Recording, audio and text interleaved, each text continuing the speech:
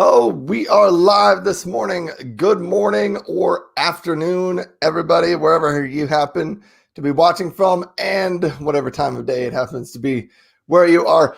I'm pumped today. I get to talk to my friend Sam, who I've known for a few months, and he runs the TWIML podcast, which is, in my opinion, the top, if not one of the top podcasts and communities for data science and artificial intelligence. And he's been doing that for a long time. And we're going to talk with him about how do you build a community around your show and how do you grow that show of yours. So I'm super excited to have Sam, and I'm going to say your name, Sam, and I believe it's pronounced Charrington. That's it. I don't know if I say that quite right. So welcome to the show, Sam. Can you give us a rundown and intro of yourself, and feel free to brag? Hey, thanks so much. So, so I have been doing the podcast for just over 4 years now. Actually, we haven't done much with it, but we just passed the 4th anniversary of the first episode of the show. The show grew out of my work as an industry analyst, which, I think of mostly as following trends in tech and helping businesses understand how they impact them. With ML and AI being one of the topics that, I've been really excited about since I started doing that. And about 4 years ago, there was something in the air with ML and AI that, had not been in the air for, the previously. And I started the podcast kind of as a way to chronicle that and just kind of explore. And, it's really been an amazing journey to see kind of a community grow around it.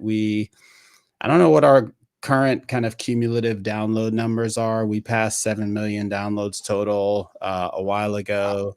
Our shows now tend to get anywhere from 12 to 15,000 downloads a show within the first 60 days. And we've got a thriving and active learning community that the show has helped bring together, that does things like studies online courses together and reads papers and books and stuff like that. And it's been amazing to be a part of helping that happen. Yeah. Wow. You get, what did you say? 15 to 20,000 downloads. No, I said 12 to 15. 12 to 15. You threw out a lot of numbers. 7 million downloads. Which is peanuts for a consumer show.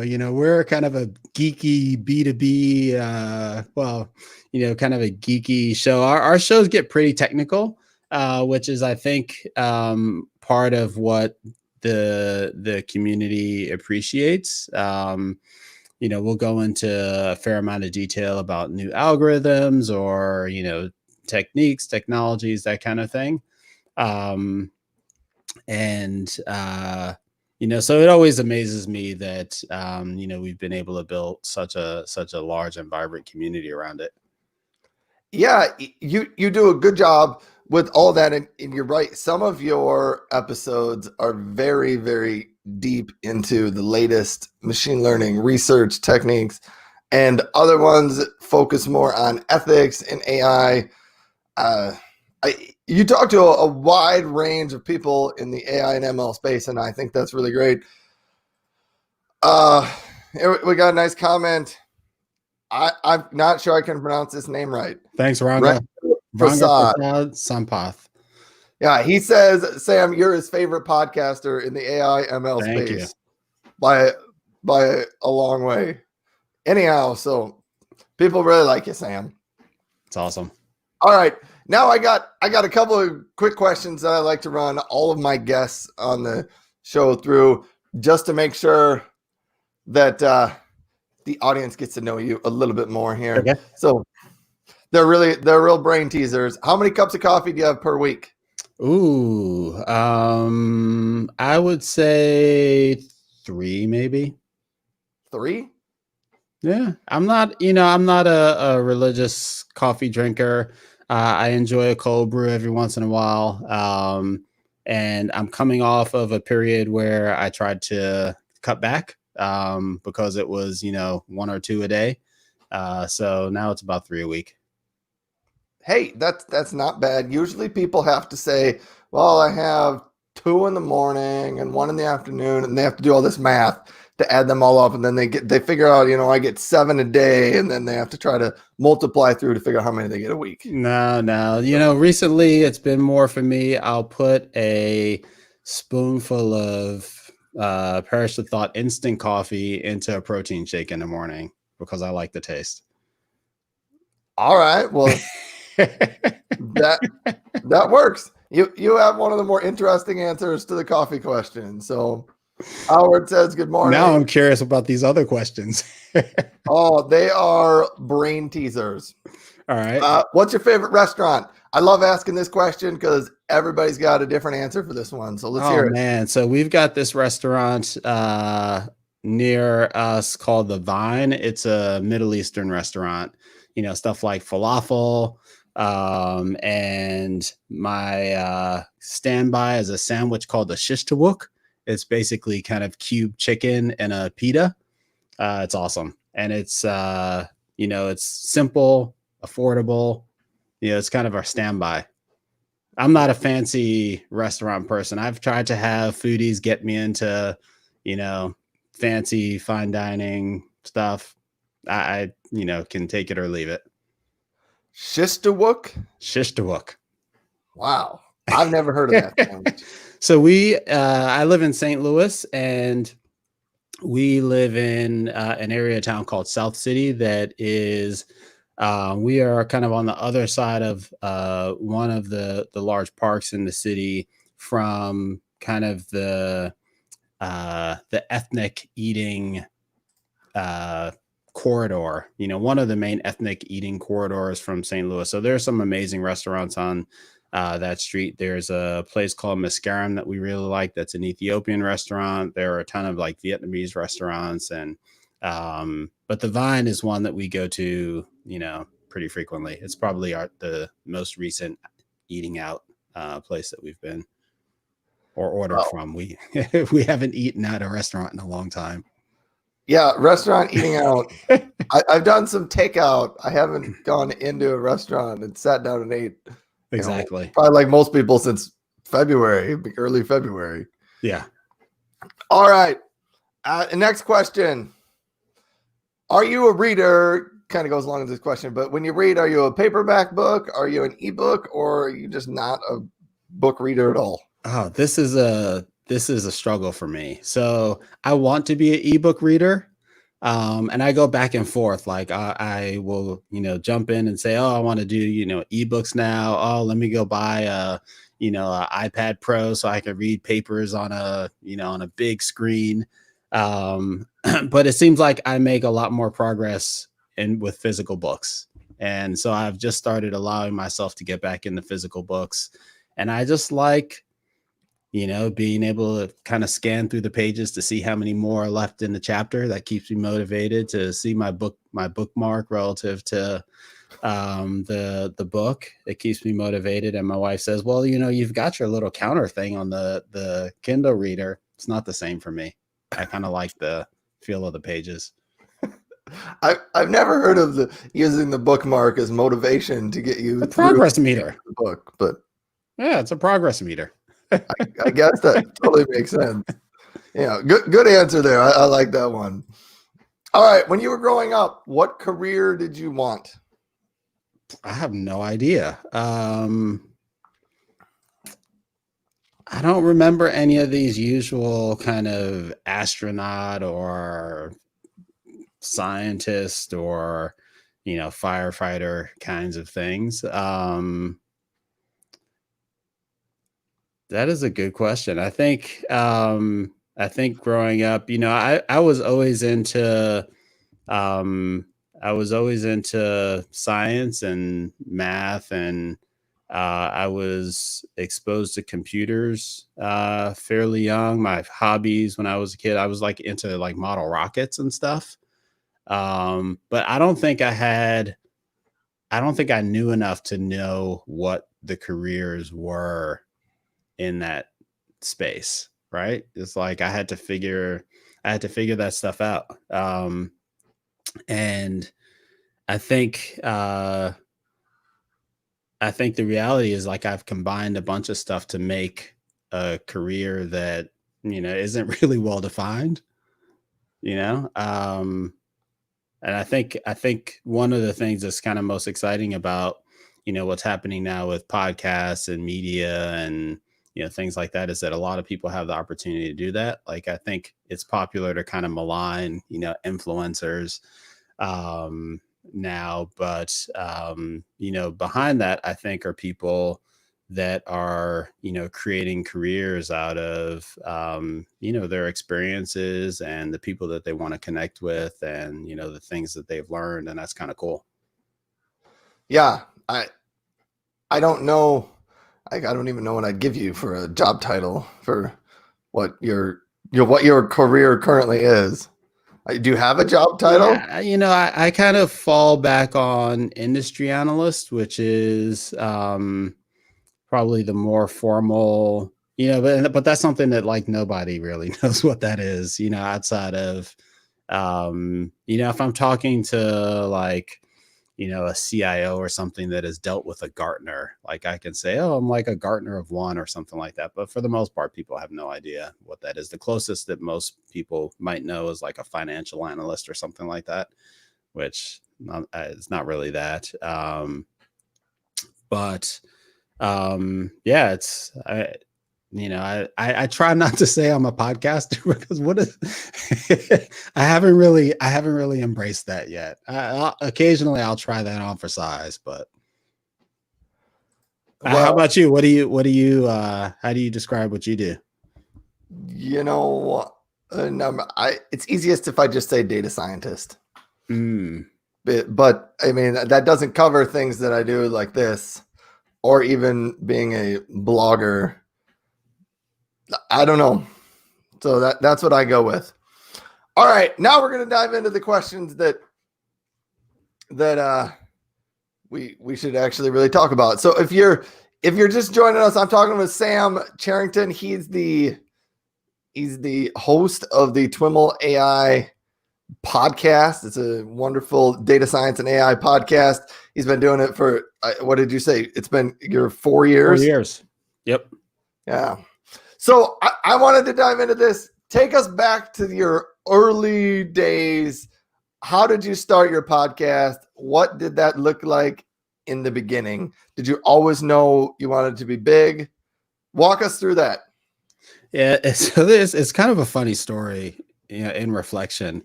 So I mentioned that I started it 4 years ago at a time that, something was happening in the machine learning and AI space that I wanted to stay connected to and close to. And so I actually started the podcast as a news podcast. So, I sometimes explain kind of, what it felt like for me as, I would end the week at the time with, hundreds of tabs open in my browser of things that I wanted to, understand and read and learn more about. And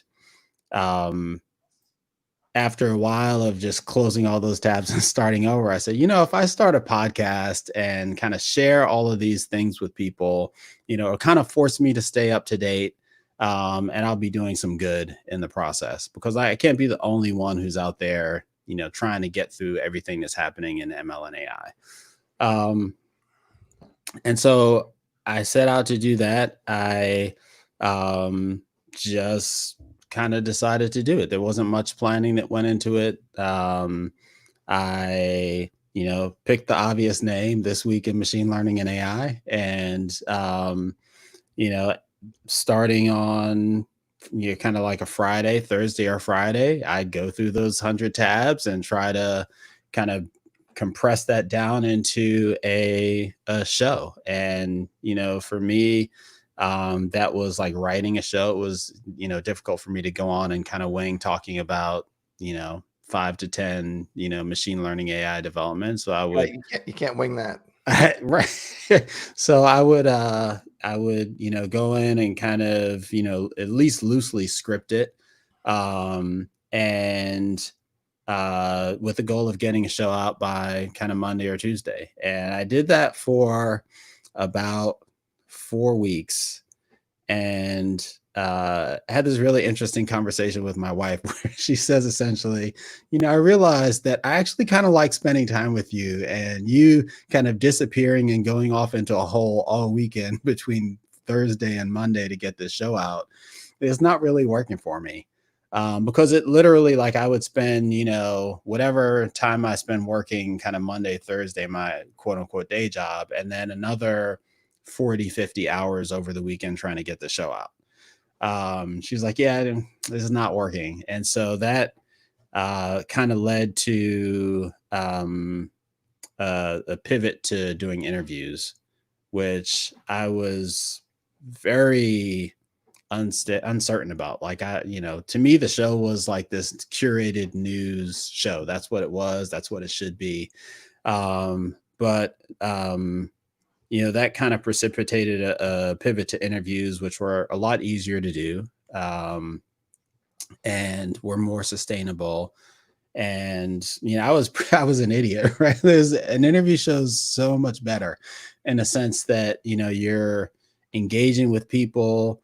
You are, you get the benefit of their audience because they're kind of sharing the conversation that you're having with them. You are, especially for me, as a lot of what I did as an industry analyst was I'd have conversations with people, and then I go write about those conversations and things that I've learned, and then share those with other people. Well, the interview, it kind of short circuits that. It like brings the listener right into the conversation that I'm having with people. And so it was a much better model, but I was very, very resistant to it. And apologize for the switch for a long time. But that's how we got started. That's interesting. I didn't know you started this as a news type of show. Yep. Yeah, I've tried to do the news thing over the years, and I would totally agree with you that it is a ton of work. And the data science and ML space is almost impossible to keep up with everything. And I can feel I have 100 tabs open at the end of the week. And the truth is, you're really not going to get through them all, because next week there's going to be 100 more. Yeah. And if you only get through with 95, then the next week you got 105, and then 110. You can't really catch up. And there are organizations that are good at doing this, and they're called news organizations, right? It's like you have to, it really taught me a lot about, being on a deadline and a news cycle, because, certainly the things that I was talking about, if something interesting went from one week to the next, it wasn't a major calamity. But you are really, in this model, like, the news happened Monday through Friday, and then I had to, figure out, curate that and put together a show by Monday. And, it's unforgiving. It's like, if it's not going to get done and you've got another life to lead, starting on Monday, then, what do you not do a show for a week, which actually happened quite a bit. So yeah, it's, interviews have been a much more sustainable model. Yeah. And for other people who are out there listening and watching and maybe considering starting a podcast or a show, interviews are pretty good. Doing a show never really is easy. Yeah. It might be easier than reading through 100 tabs, but there's still, it takes time, and you have to do it. But this is what I've found. The interviews get people a glimpse into your life and your guest life, and they get to hear those stories. And I think people really like those stories. Like the beginning of how your podcast started, that's a story. I can't tell that. I can't write that up for you. Mm-hmm. It's a good story. Yeah. And it's much better coming from Sam's mouth than mine. So, Hey, what's up, Demetrios? Hey, who do we got here? Yeah, we got We got Demetrius out here. He's from Spain. Do you know him? I do. Yeah. All right. Yeah. Because Awesome I guy. was just introduced to him yesterday when I posted about your show coming up. He connected with me and said, "Hey, I like Sam. I need to hear about this." Oh, nice. So, all the way from Spain. Thanks, Demetrius, for tuning in. Next up here on the show, how long did it take before you started to realize your podcast could be a large success? People often ask me about the early days, and I remember quite vividly, kind of waiting for, our third download, our fifth download, our 10th download. That went on for a really long time, right? Our 100th download, are we ever going to cross 100? Are we ever going to cross 1,000? And now if we put a show out and it doesn't get, I think we tend to expect 7,000 listens within the first day or so, if I'm remembering correctly. And 10 in the first week, not 9, 10. Then we're like, what's wrong? So I don't know when did I realize that the podcast could be a huge success? I think, probably the problem with a lot of type A people is that you don't realize, like, to me, the podcast, we're a shadow of what we could be. Like, we should be doing so much more. We should be, helping so many more people come into this field and learn about what some of the amazing things are doing. So I probably don't spend enough time thinking about the podcast as a huge success. I think it's been, a great opportunity to, it's been a great personal opportunity for me to meet a lot of amazing people and to help a lot of people come into the field and learn about, how they can contribute in ML and AI. But I don't know, there's so much more that, I want us to be doing. There's always more things you could be doing, but you've done a good job with things so far. If you're just joining us, I'm talking to Sam Charrington, and we're talking about building a podcast and growing a community around that show. You kind of mentioned this, and I'm going to jump ahead in my questions here. One of the things I think is interesting about this is there are different types of podcasts and shows people can build. Some are totally hobby shows, around, I like fishing, so I'm going to make a fishing show or something, whatever it is that you like, just a hobby, not a plan to make that a business. Then there's marketing type of podcasts where your company sells a product and you have a podcast around that topic, but your podcast isn't really a business. And I think for you, TWIML is a business, and maybe I'm wrong with this, but is there a business side to your podcast, and kind of what does that look like?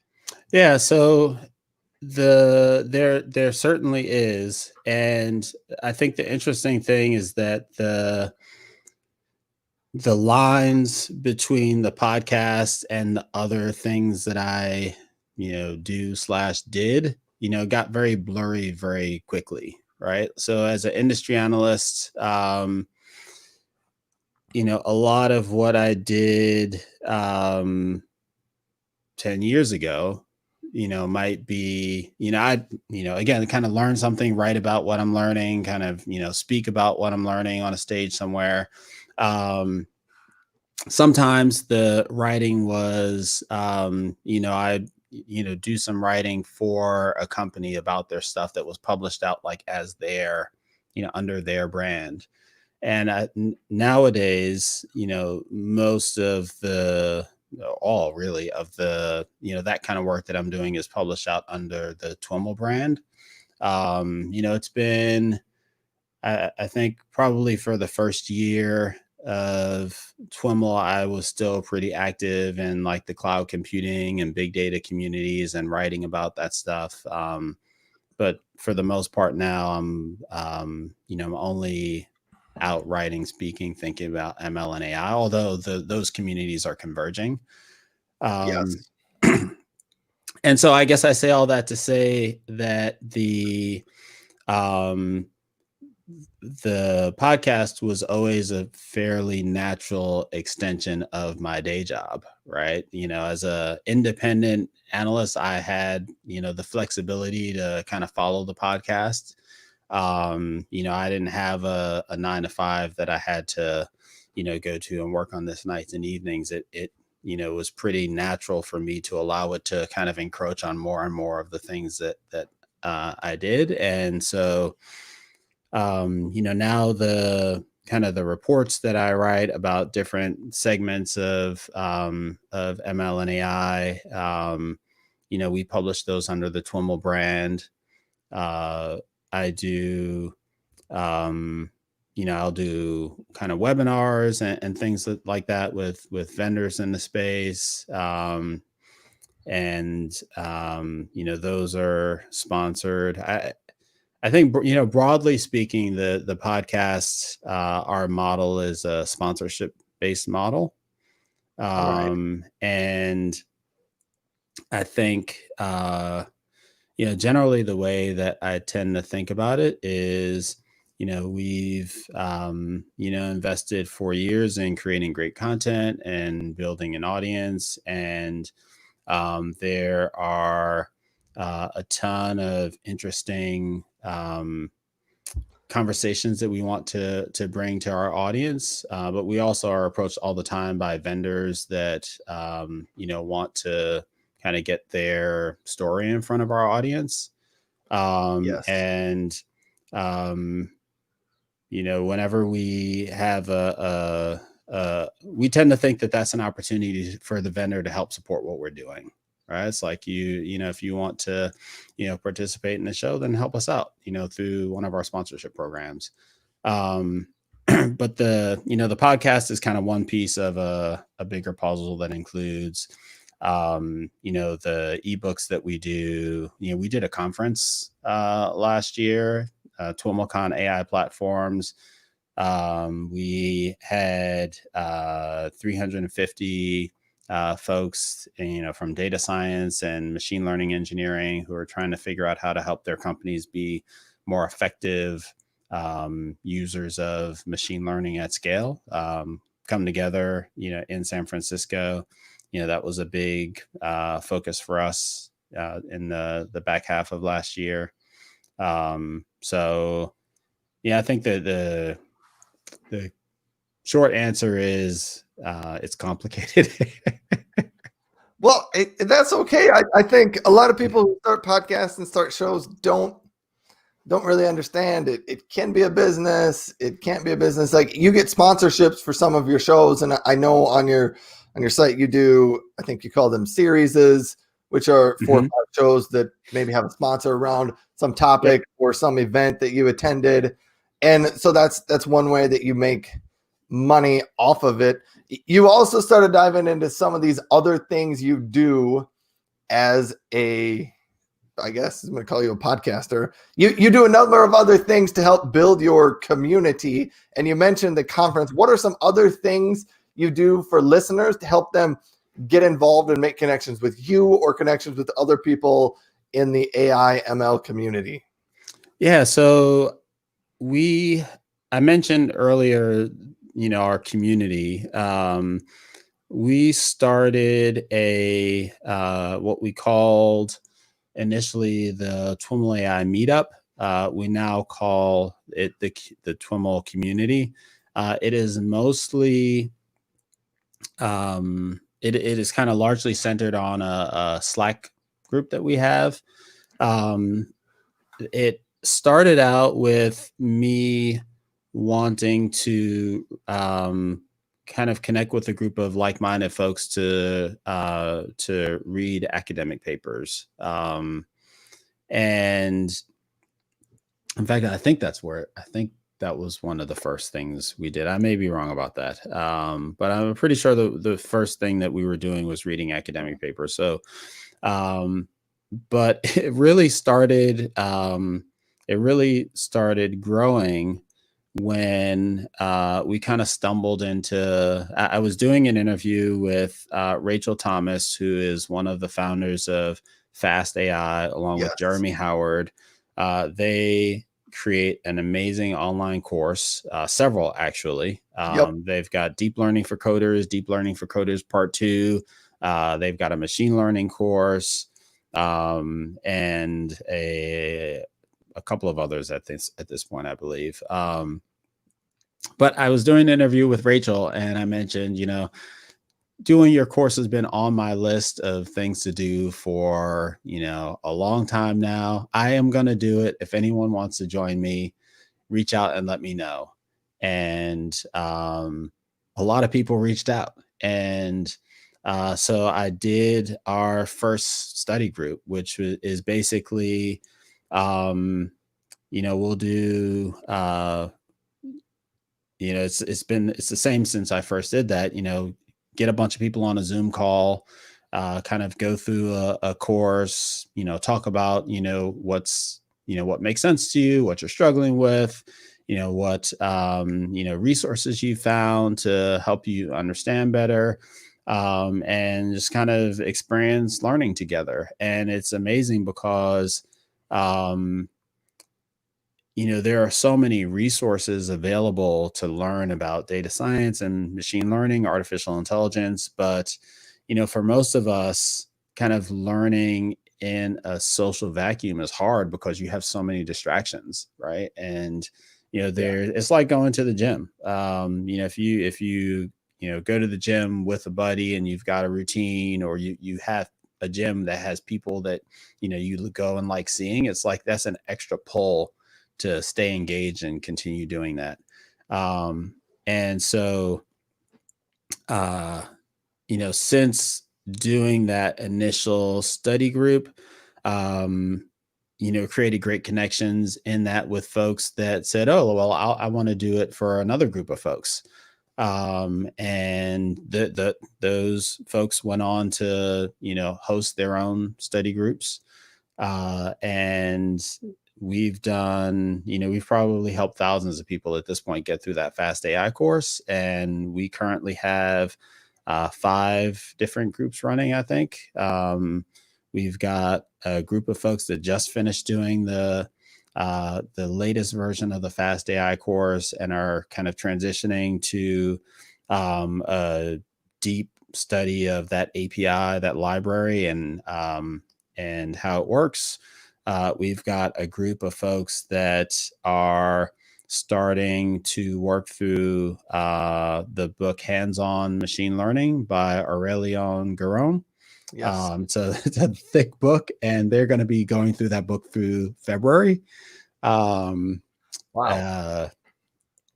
So we've got a group of folks that get together to compete in Kaggle competitions together. We've got a group of folks that just finished going through the Stanford CS224N course, which is their natural language processing with deep learning course. Right. And they have kind of pivoted from that to doing natural language projects, natural NLP projects together. And so they're doing kind of deep dives into embeddings and working on practical projects. And I feel like I'm forgetting something. We've got a group that we started that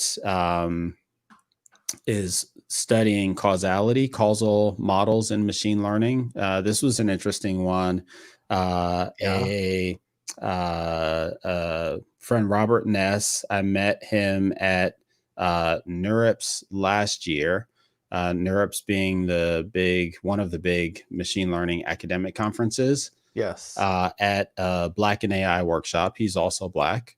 And he is an expert in causal models for machine learning. And he put together a course on it.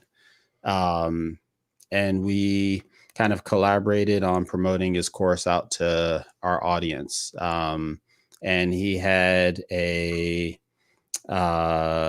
went through his course. I forget how long the course was, but he's got kind of this, 6 modules in this course. He did a part 1 and a part 2. Folks loved the part 1 and continued on to the part 2. And, something that we'll be doing a new version of starting actually very soon, probably in a week or so. And so his course was a paid course.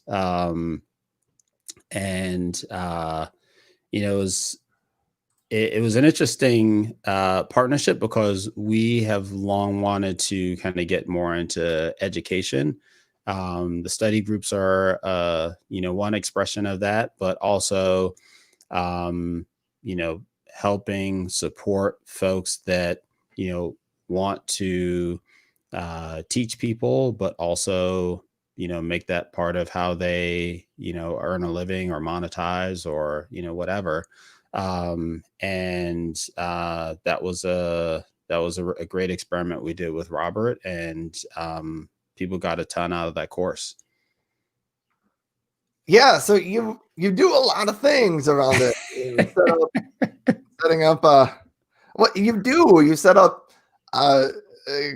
class study sessions, but it's not just around stuff that you wanted to learn. Like you mentioned, the first time you went through Fast AI, you set up a learning class for that, but then other people wanted to set up a group about something they were learning. So you've kind of been the facilitator for some of those groups to get started and get going. And you've done it both around free classes online, plus as well as some paid classes online that the course creator kind of wanted to get back behind it and dive into your community and help build something out there. So it's neat the number of things you've done around having the community there and having the eyeballs and the attention. Yeah. And you've turned that into, let's even make it more focused to help different parts of the larger group.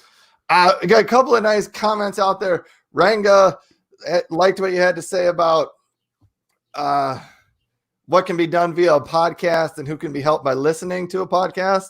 It's so awesome there. A question from Dimitri is going back to sponsorships. How do you balance the integrity of community with sponsorship deals? Yeah, so that's a great question and an important one. I think the first thing for me is knowing that, and when I say knowing, I mean like really, really knowing that in reality, the interests of sponsors and the interests of community are aligned. I think, I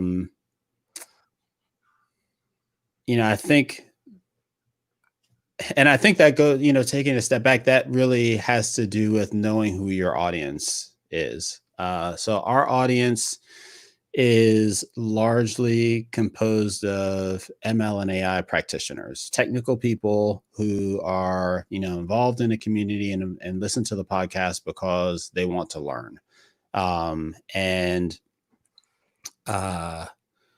When we speak to, we'll be approached by folks all the time that, are interested in, sponsoring or having people on the show. And, they want to, it's about kind of the, story that they want to tell, or they want their CEO or, whoever their kind of figurehead is to be on the show or whatever. And it's like, our audience doesn't want to hear that. We don't want to hear your pontifications on, kind of ML and AI and why it's so important and things like that. We get that. We want to, dig in and understand, if you're doing something interesting, what that is and how you did it and what kind of difference that makes and that kind of thing. And we've found that if we, there's usually, when someone's approaching us for, some kind of sponsorship conversation, there are, it's usually a business, that has some, technical people, involved doing interesting technical things. And if you can help them understand who your audience is and what they want, and, while they may be most interested in kind of highlighting their CEO, that's probably not the conversation that's going to resonate, the strongest. They can connect you with the folks that are actually building things, that are actually doing things, that are, actually more interested in talking about the technology than kind of regurgitating the canned messages. And then you have alignment, and then, your audience is learning and the sponsor is supporting the community. And, that's how I've approached kind of this, balancing the community integrity stuff. I think for sponsors that get that, podcasts are an amazing opportunity. I think,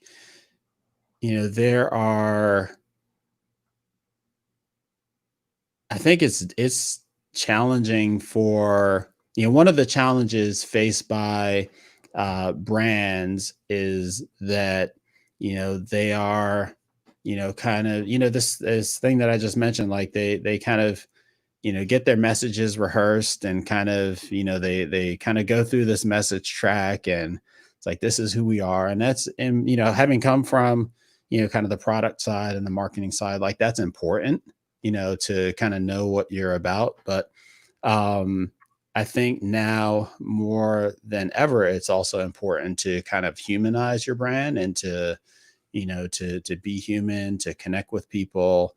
And I can think of very few opportunities like podcasting that enable brands to do that.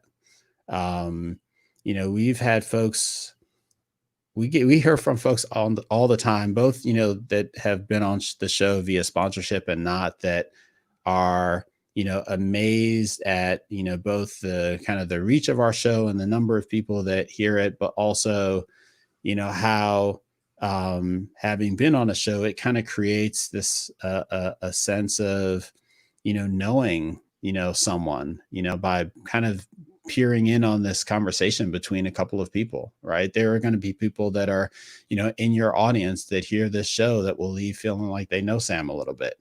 And for, brands that are kind of otherwise, impersonal, right? And, for a lot of brands, like you have to go through a website or a lot of business now is like trying to figure out ways to put up barriers between you and your customer so that it's easier for you to manage your business. Like you go through 6 layers of support in order to get to an actual engineer.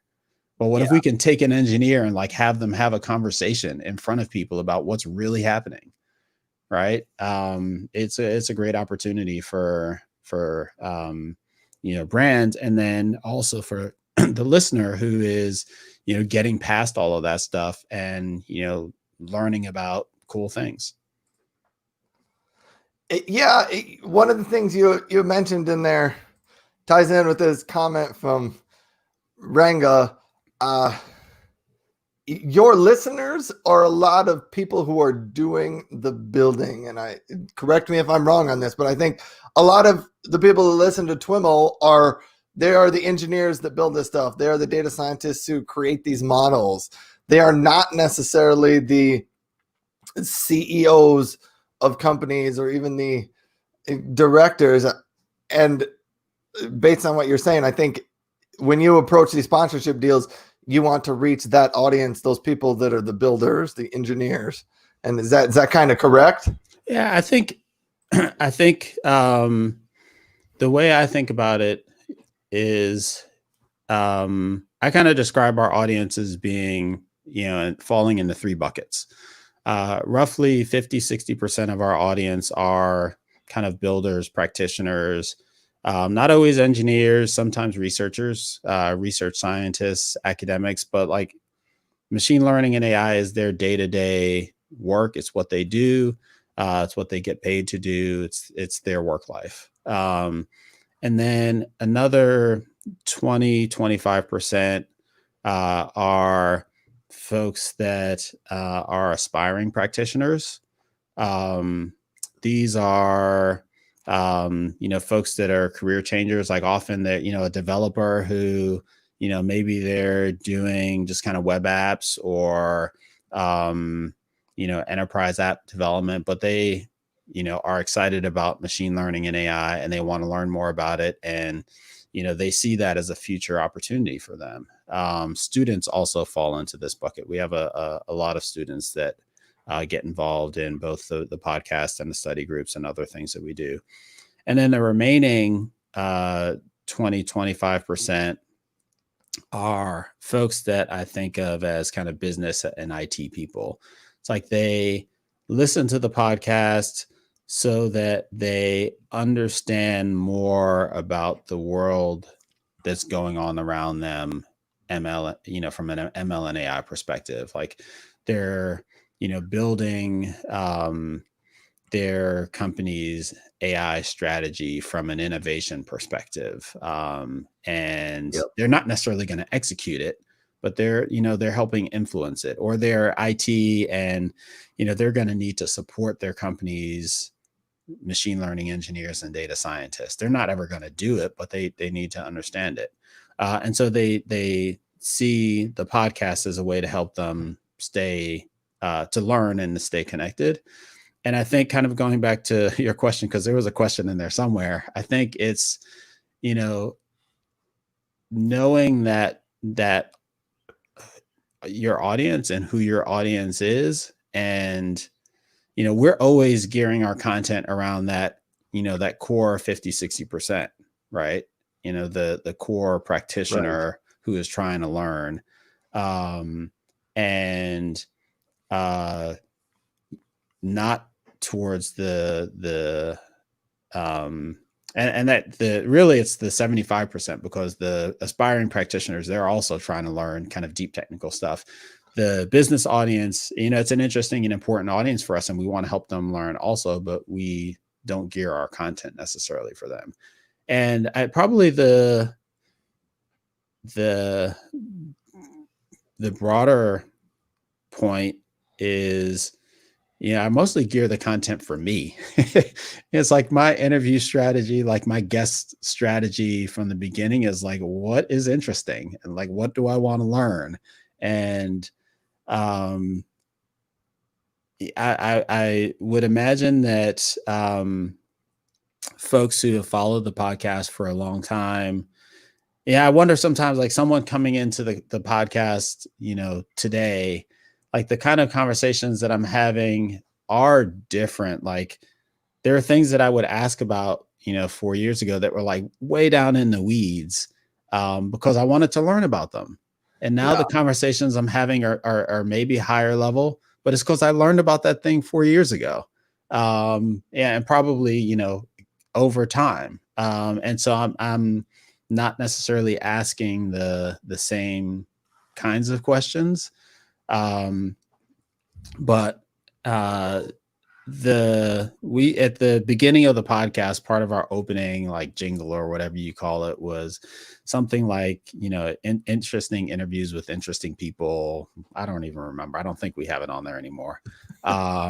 But it really was driven out of my interests and, what I wanted to learn and who I wanted to learn from and, what I thought was interesting. And I think that, to this day, like we do keep in mind kind of the audience. And if there's ever a conflict about a guest, or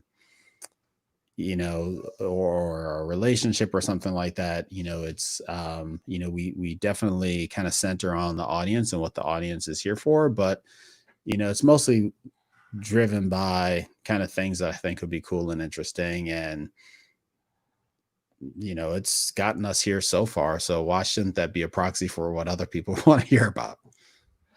Yeah, that ties in nicely. First of all, I think we've gone over our 45 minutes. I want to make sure and be conscious of your time. You got 10 more minutes for a couple more questions? I'm good. I've got an interview at the top of the hour, but I'm good till then. All right. I don't think we'll take that time. But you were just talking about it's things that are interesting to you. Running a show and a podcast where you do a lot of interviews, what is your process for selecting your guests? So yeah, a lot of it is driven by interest, as I mentioned. We'll also Yeah, there are actually a bunch of factors. I think we will track, I'm engaged in social media. The MLAI data science Twitter is very active. So, I tend to keep an eye on, what are the papers that people are talking about and who are the people that are active and have interesting things to say. And so some of it will come from there. We, um, we will track conferences. So I'm not going to the conferences right now, Yeah. but nobody is. But previously, this time last year, I'd have been to a dozen conferences already. And I'll still kind of look through the agendas and see who's speaking, and that provides kind of access to a lot of folks that are doing interesting, they're both doing interesting things, and also they want to talk about the interesting things that they're doing, because they're out at conferences talking about them. So Yeah. we use that as a source as well. I'll lean on my network to connect with folks, and there are folks now that have been on the show 2-3 times that are kind of friends of the show and have interesting perspectives, and we'll occasionally go back to them for things. Particularly, we've started doing like online panel discussions around topics like we did one on kind of responsible data science in the age of COVID, kind of addressing, what folks saw as like, people creating a lot of dashboards about COVID without really understanding the underlying, epidemiology and all that kind of stuff. And so we wanted to have an interesting question or interesting conversation around that. We did one on kind of advancing your career in the age of pandemic. We were seeing a lot of people laid off and, graduating from boot camps and universities and trying to figure out, okay, what now? And so we had a conversation around that. Our next one is going to be on languages and, is there a best language for data science, and look at some of the emerging, stuff that's coming down the pike. So, for the discussions, we'll kind of lean on our, prior guests. We've had over, I think our current show's 370 something. So, that's a pretty broad network of folks that we can, go back to get involved in our programs. Hey, I hadn't thought of this before. So for your past guests, like, do you have, I don't even know how to say this, like an email list, a way to connect them? We've not done as much as we should. Yeah, I was looking at something. It's been kind of on a list. We've got a long list of things that we, want to do, should do, whatever.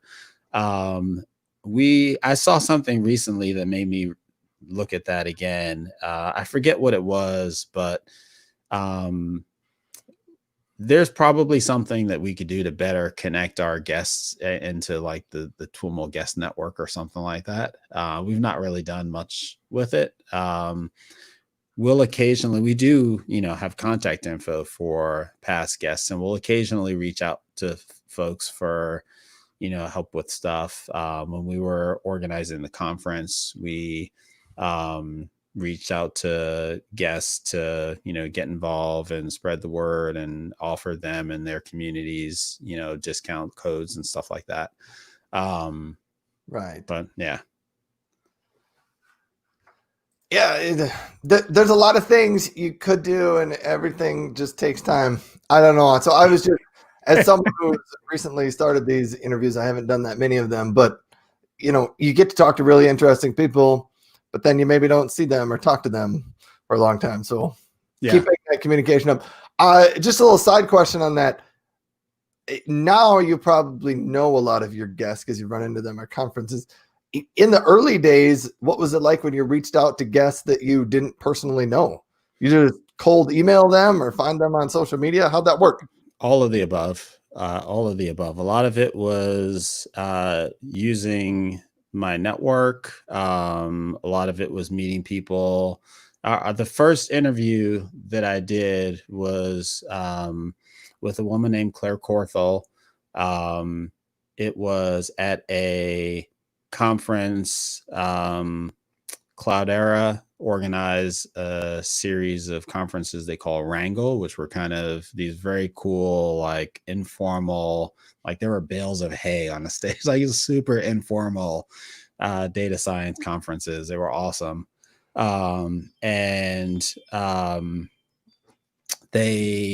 I just went there and yeah, she did an interesting talk or something on some aspect of AI ethics actually.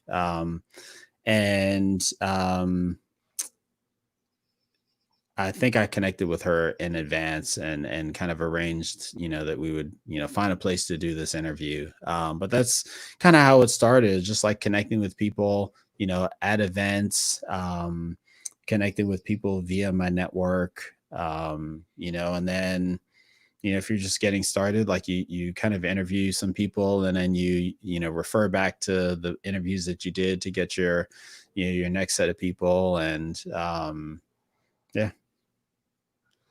Yeah. All right. I have just 2 questions left here for you at the end. What would you do different if you were going to start another show, or if all of a sudden somebody said, TWIML, you can't do that anymore, you got to start a new show? What would you do different the second time through? I would do this. I would probably do the same, do the same thing again. I don't know. I really enjoy podcasting as a medium and the conversations that it gives you an opportunity to create. And I often think about, starting new shows or peeling shows off of the main show, or, I may sometime soon just start kind of a general show that is, goes back to the roots of just folks that Sam wants to talk to, that doesn't really have anything to do with ML or AI.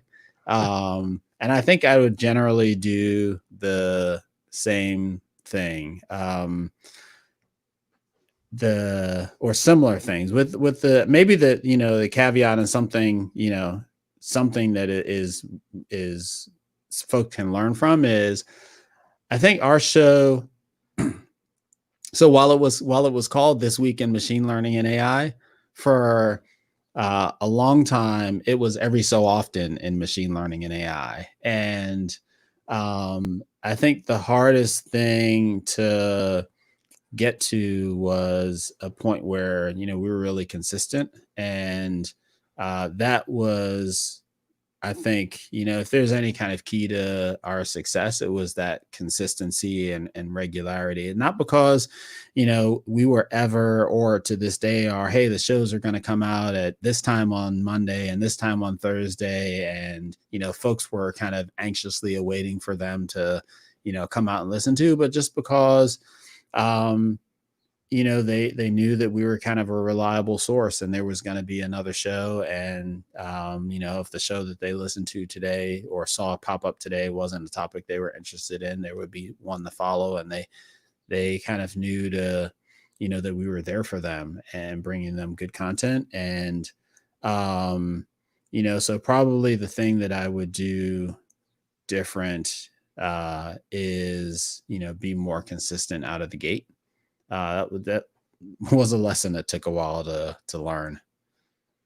Yeah, that's a good one. And it's interesting that you say it's not necessarily so much the time of day or the day of the week, because I don't follow yours quite close enough to know if they're exactly the same time every Tuesday and Thursday. We publish on Mondays and Thursdays, but not necessarily, at, hey, every day at 4 or whatever. Yeah. Yeah, and it's not, but as a listener, I'm probably not going to listen to every single podcast, but I do know that every week there's new stuff coming out. And like in early days of COVID, you had some coronavirus type talks, which I thought was really neat because your turnaround on those was pretty quick.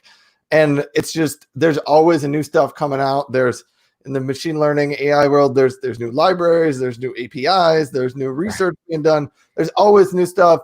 And your show just consistently has new stuff coming out every week. And so that consistency of the exact time isn't what matters. I just know as a listener, something new is going to be there this week. Mm-hmm. And my final question for you is, you had a whole bunch of wonderful information for us. So thanks a lot for taking the time, Sam, to visit with us. How do people get in touch with you or find out more about TWIML AI? Tell us about that. Yeah, I'm super easy to get in touch with.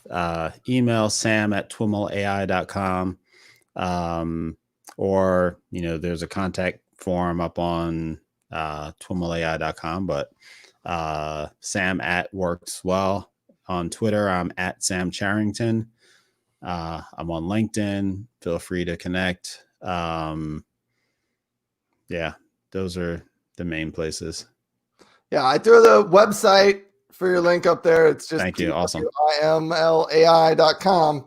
And you can go there and see the show and connect with Sam from there. Anyhow, thanks a whole lot, Sam, for taking the time to talk with us today. You dropped a lot of great knowledge in this session. So thanks everybody else and everybody who's out there live. Have a great weekend.